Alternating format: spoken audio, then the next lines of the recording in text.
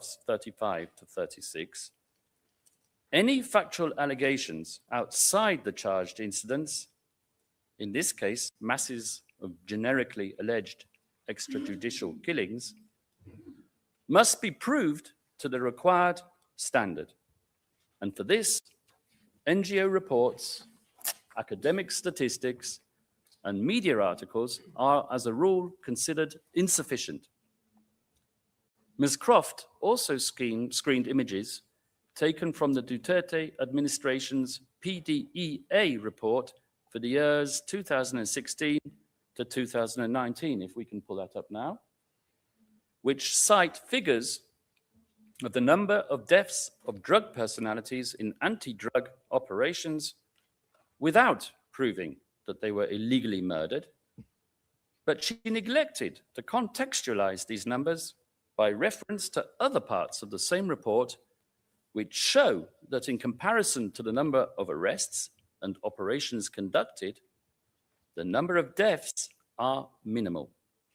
Please, if you will, show a bar chart that we have helpfully prepared with the figures and a pie chart with the percentages.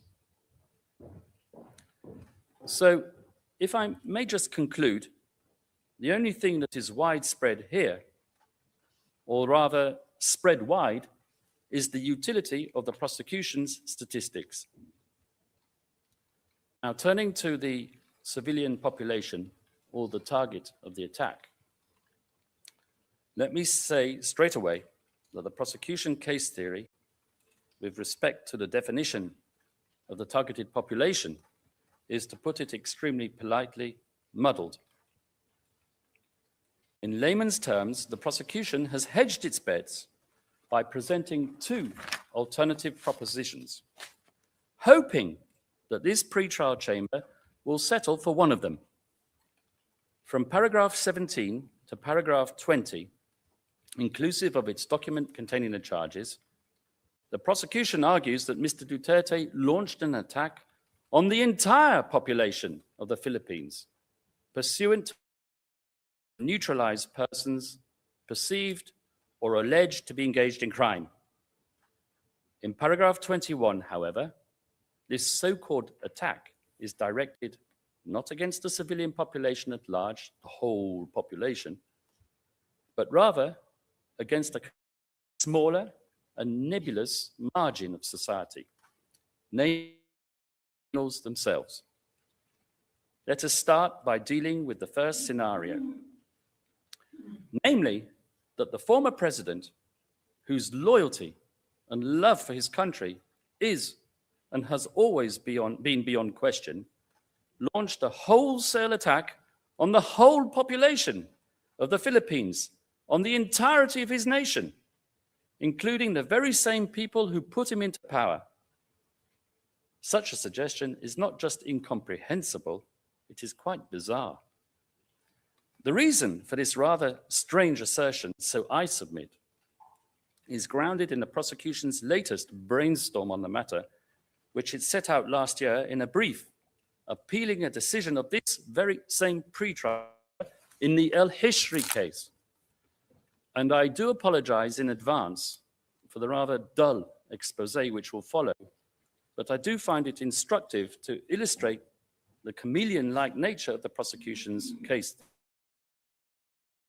In this instance, Your Honours found that the civilian population attacked by El Hishri comprised prison detainees professing a certain political ideology. In so doing, Your Honours, to issue an arrest warrant for El Hishri, where the victims of his crimes had been detained for totally unconnected and non-political reasons. Now, you might ask yourselves, why did the prosecution decide to appeal this decision? It was not as if it had been denied the arrest warrant for El Hishri that it had sought. Well, a key to the answer, so I believe, is to be found in the chronology of the events. On 10th February 2025, the prosecution rushed out its application for Mr. Duterte's arrest. believing that a unique opportunity to apprehend him had arisen. In this application, the prosecution defined the attack perpetrated by Mr. Rodrigo Duterte as being aimed at the entire population of the Philippines. Let us now fast forward to 10th July 2025. The pretrial chamber, this same pretrial chamber, ordered the arrest of Khalid al-Hishri for an attack on an objectively identifiable civilian population of detainees, while finding no justification to suspect him of crimes committed against a discrete subsector of that population, exhibiting characteristics distinct from those of the general population. Well, as you can guess, the prosecution didn't like that decision and hastened to appeal it. Not, I would suggest, out of any true concern for the purity of international humanitarian law, but rather because it put a spanner into the works of the Duterte case. That is the only other active case that it is prosecuting before this court. After all, if we apply the resulting logic of Your Honour's decision in al-Hishri to the prosecution's case theory in the Duterte case, at least as it stood as of 10 July 2025, then alleged drug pushers and alleged criminals would be deemed a separate, subjectively defined subgroup of the general Filipino civilian population, displaying different characteristics and, as a result, excluded as targets of the attack. So, between this decision of yours, Your Honours, and the notification of the confidential version of the prosecution's pre-confirmation brief on 18 July last year. And I'm prepared to wager that while beavering away with their attempt to appeal the decision, the gurus on the top floor of the Office of the Prosecutor were also frantically discussing how to deal with this inconvenient fly in their conceptual ointment. They had to think of a way to accommodate this pretrial chamber's ruling while not compromising their appeal.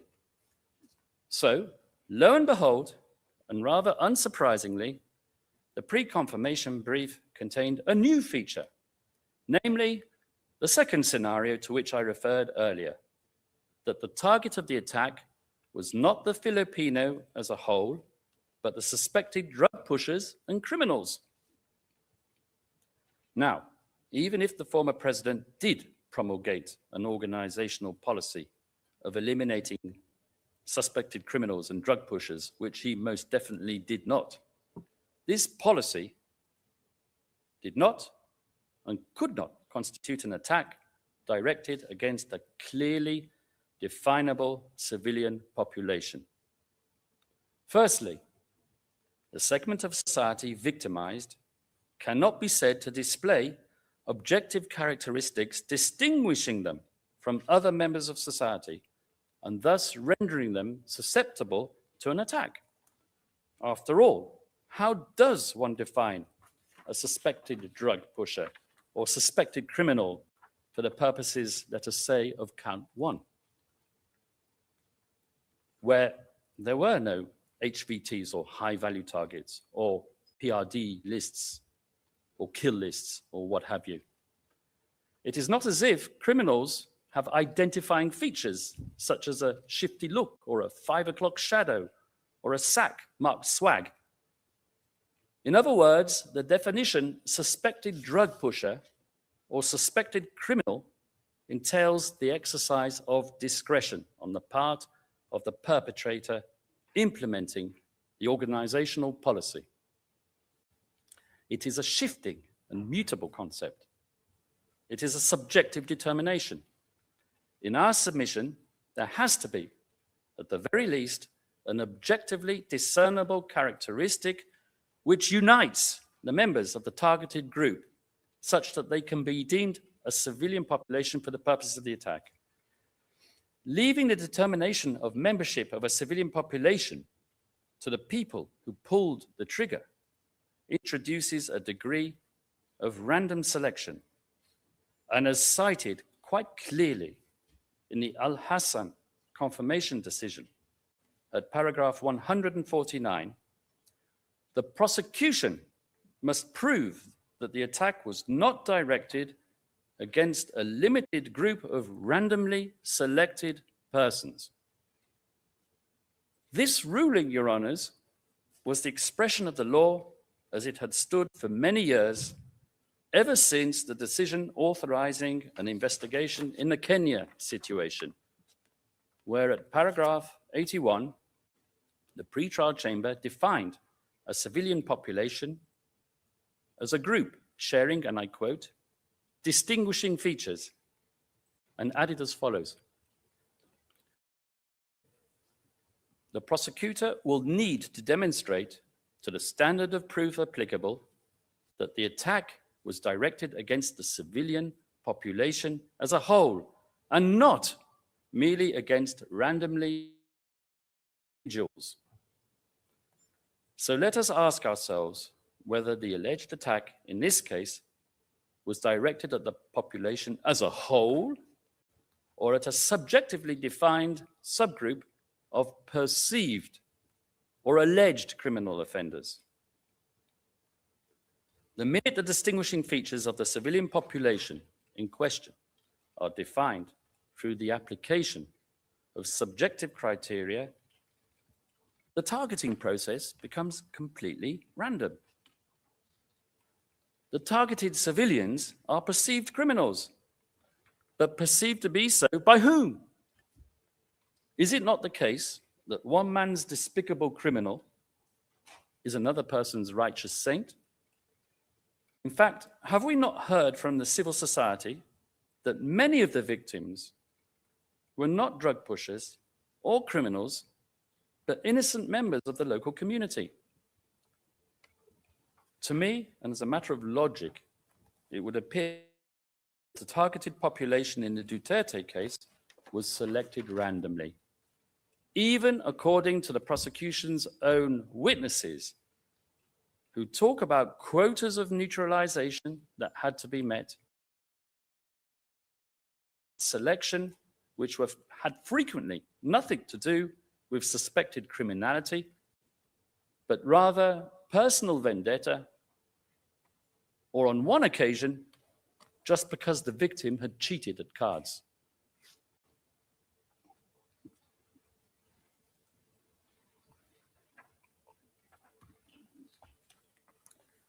With that, Madam President, Your Honours, I conclude the chapeau or contextual requirements of crimes against humanity.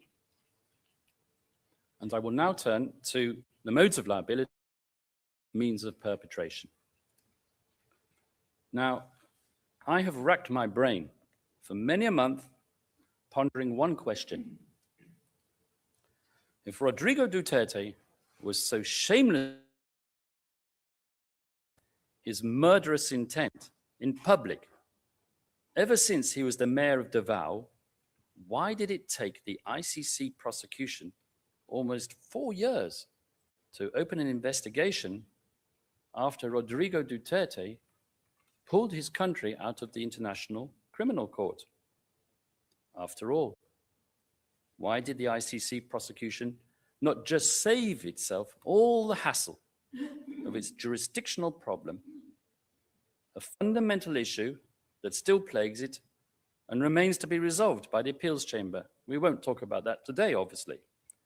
But why did the prosecution not seek to initiate its official investigation within the 1-year withdrawal period, especially given the fact that Mr. Karim Khan, the victim's representative embedded in the role of chief prosecutor, had received judicial authorization to interview at least one of the criminal cooperating witnesses substantiating the crimes of the Davao mayoral period?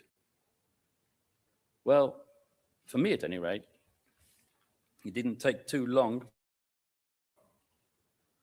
As I mentioned in my opening statement, the prosecution knows that it is not enough simply to assert that Rodrigo Duterte said outrageous things and that deaths occurred, and so, as a result, criminally responsible.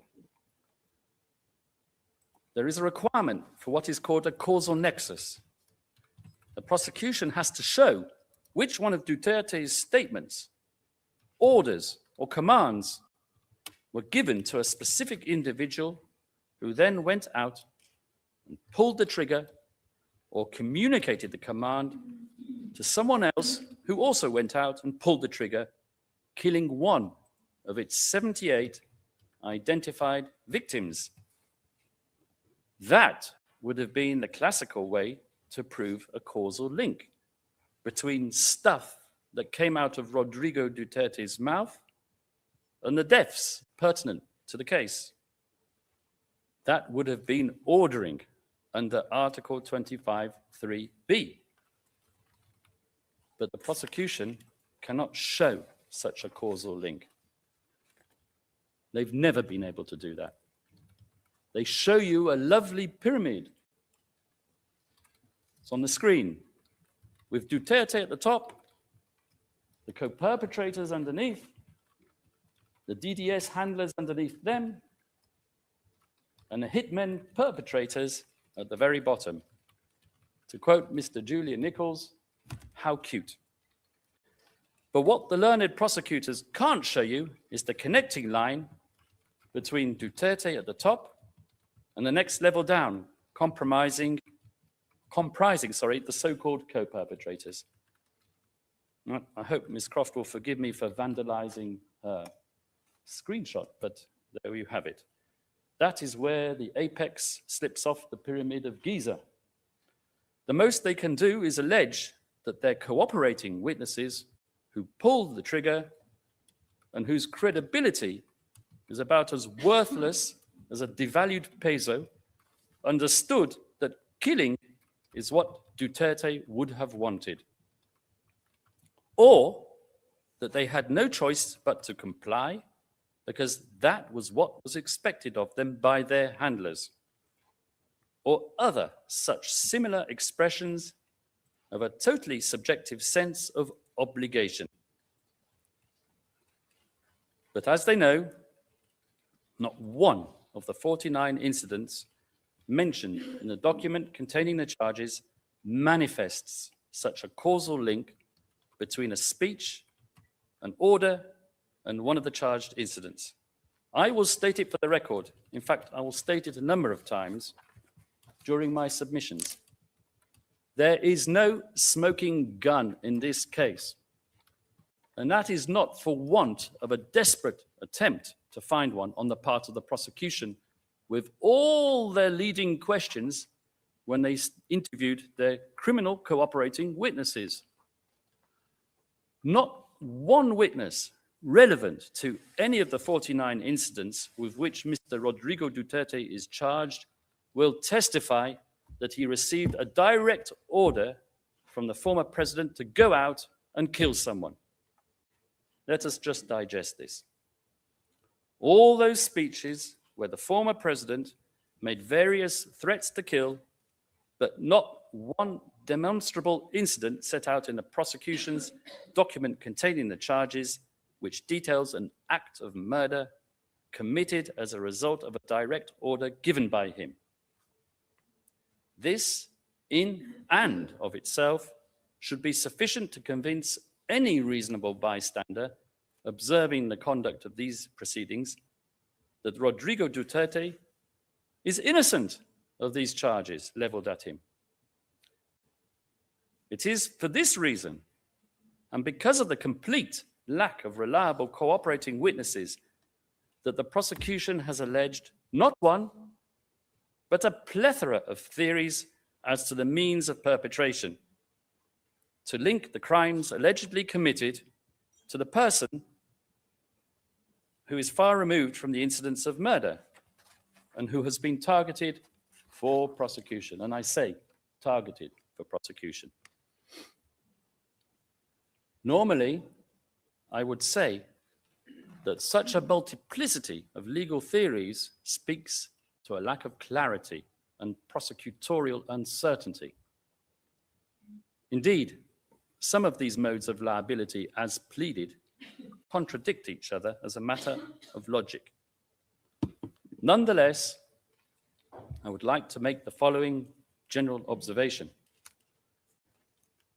As the defense has progressively reviewed the massive databases of evidence disclosed, it has become increasingly apparent that given the absence of direct evidence directly implicating Rodrigo Duterte or even indicating his participation in or control over any one of the 49 incidents alleged in the document containing the charges, the prosecution has resorted to papering over the cracks with human rights reports, press statements, hearsay, and of course, Mr. Duterte's bluster and political hyperbole.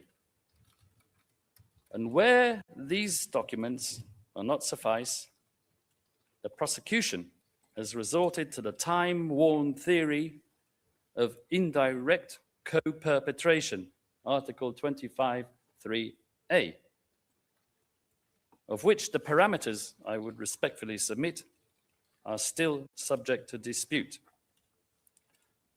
So I will now turn to this mode of liability, which is the principal mode of liability leveled at Rodrigo Duterte.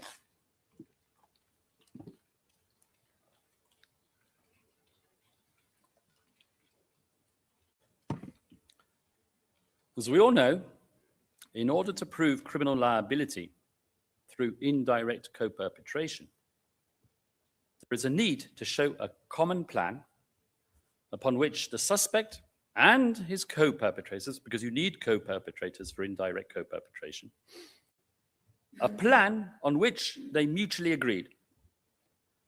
And that common plan must, without exception, have a criminal element. As I have already stated, the only plan in play was not just totally legitimate in nature, but was, in addition, wildly supported by the Filipino electorate, which ensured that Mayor Rodrigo Duterte's governance of Davao City throughout the years would thereafter put him into the Malacanang. According to the prosecution, the criminality of the common plan expressed itself as follows, and I quote from their documentation: an agreement to neutralize alleged criminals in the Philippines, including those associated with drugs, through violent crimes, including murder. Well, they really covered all options there. The existence of such a criminal plan is, of course, entirely preposterous, and I should say, totally denied. I would suggest that the prosecution cannot point to any particular point in time where there is direct evidence indicating that even two of their so-called co-perpetrators actually met to agree to such a preposterous scheme. As such, the plan cannot be described as common to anyone.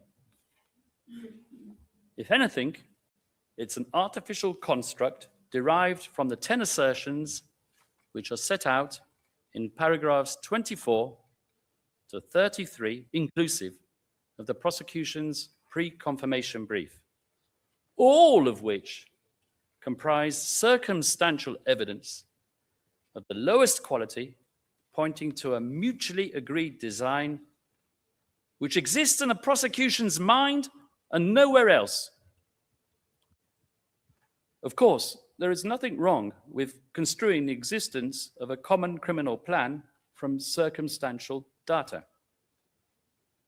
But the cardinal rule of such a category of evidence is that the incriminating facts derived therefrom must be the only reasonable inference in the circumstances. What we can say with a degree of certainty, which reaches more than a substantial degree of certainty, is that no inference can be drawn from the comments of crime-based perpetrators. And to hammer the point home, I would like to screen you just a selection of excerpts taken from the interviews of a number of the prosecution's criminal cooperating witnesses. Or witnesses.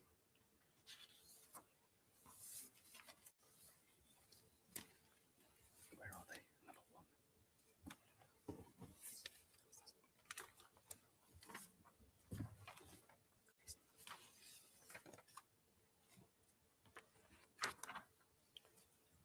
Interviewee, at least more or less than 10 buy-bust operations.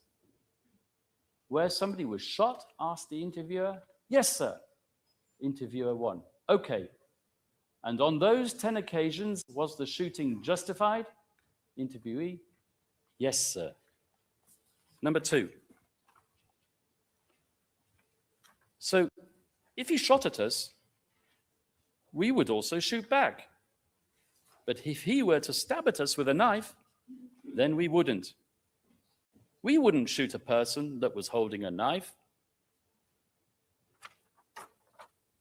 And the third one, witnesses who said, the PNP never said kill those people.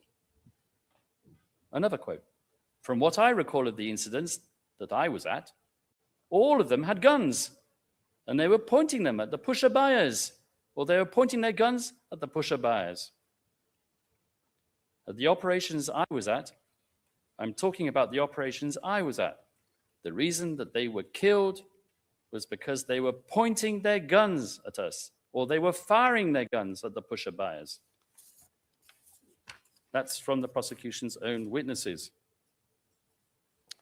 Now, let us analyze the other circumstances as set out in paragraphs 24 to 33, inclusive, to see whether a meeting of minds between co-perpetrators is indeed the only reasonable inference in the circumstances.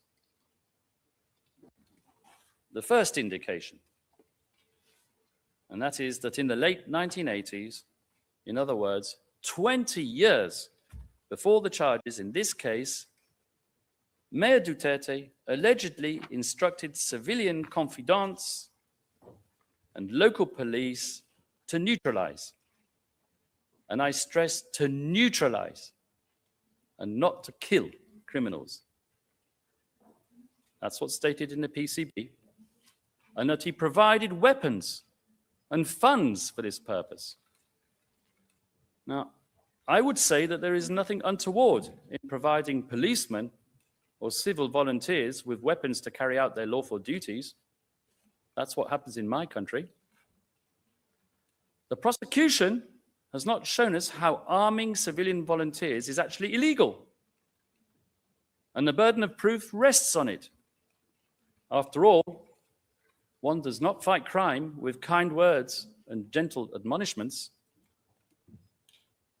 The fact that these conscripted civilians understood the words to neutralize to mean to murder is not something for which Rodrigo Duterte must be held responsible. Trust me, had any one of the unreliable insider criminal cooperating witnesses substantiating the assertions made in paragraph 24 of the pre-confirmation brief said that Rodrigo Duterte gave a direct order to murder one of the 78 victims, the prosecution's lawyers would have written it into their charges, point blank. But they did not. And furthermore, any false allegation made by cooperating criminal witnesses made years before the charged incidents and without the time frame of the case does not constitute pattern or similar fact evidence indicating a predisposition to murder criminals. Accordingly, the allegations concerning the activities of the so-called Davao Death Squad formerly the so-called Lambada boys, are irrelevant both to proving a criminal plan and that such a plan, more importantly, was common to any of the so-called co-perpetrators mentioned in a document containing the charges and released a few days before the confirmation hearing in a lesser redacted version of the PCB. Now, thinking like a prosecutor, I would say that the reason why the prosecution has fixated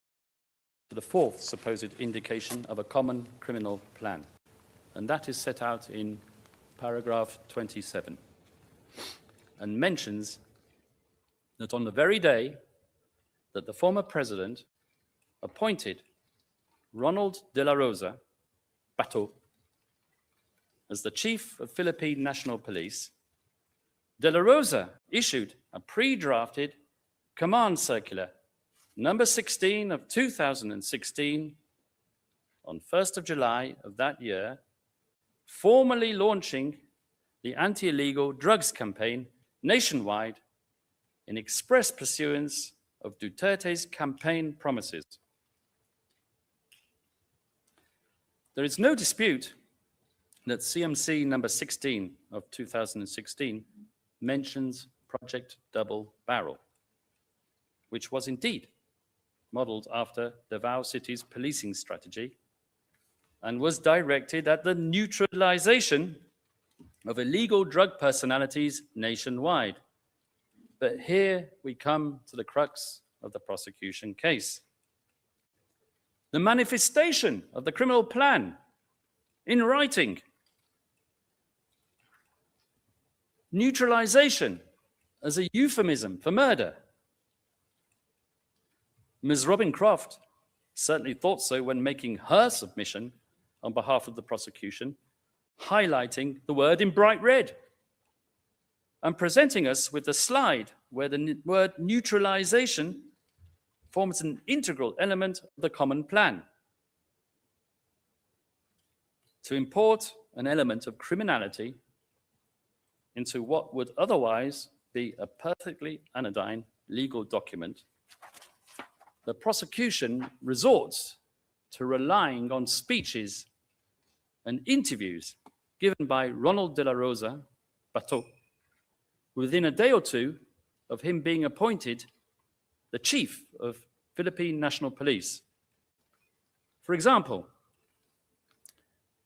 in an interview relied on by the prosecution at footnote 136 of the pre-confirmation brief, De La Rosa explains how tok hang means knock and plead, and that it is a totally legitimate police strategy. However, the citations relied on by the prosecution to infer that tok hang was a criminal modus operandi are completely taken out of context. I shall just cite one question and answer from the media interview on which the prosecution relies at paragraph 27 to prove that De La Rosa, when talking about instilling fear in the hearts of drug users, was actually proposing a policy which was anything but criminal and totally supportive of the main tenet of the defense, namely that the only use of force would be that envisaged by way of self-defense. And I quote, question, "Sir, you mentioned about instilling fear. When you instill fear, how do you ensure that you do not violate human rights?"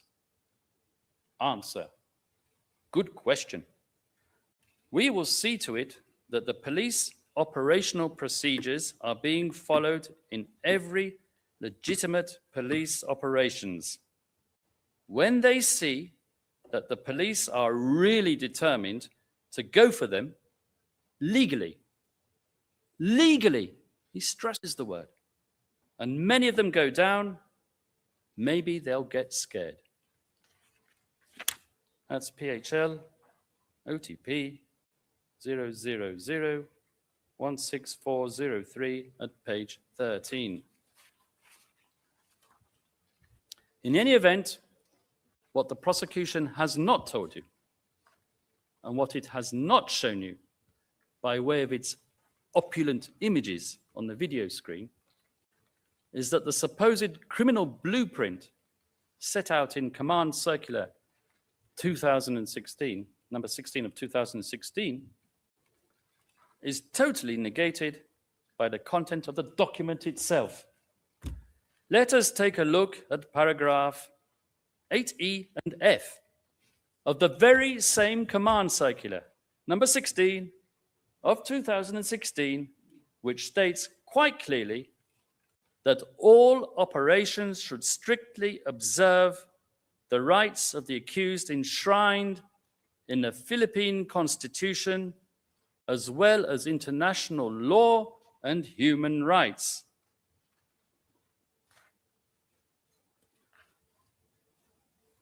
Why, I ask you, did Mr. Edward Jeremy, counsel for the prosecution, in his very eloquent and gilded address, not screen this part of the command circular? After all, this command circular, as elaborated by Ms. Robin Croft, was the very essence of his criminal common plan, in writing. This is the basis, so Mr. Jeremy stated, for the criminal agreement to kill high-value targets. And if that were not enough, the lawfulness of Command Circular 16 of 2016 was reiterated 3 weeks later on 22 July through the initiation and issuance of PNP Investigative Directive number 12 of 2016, which set out additional policies and guidelines in the conduct of double barrel.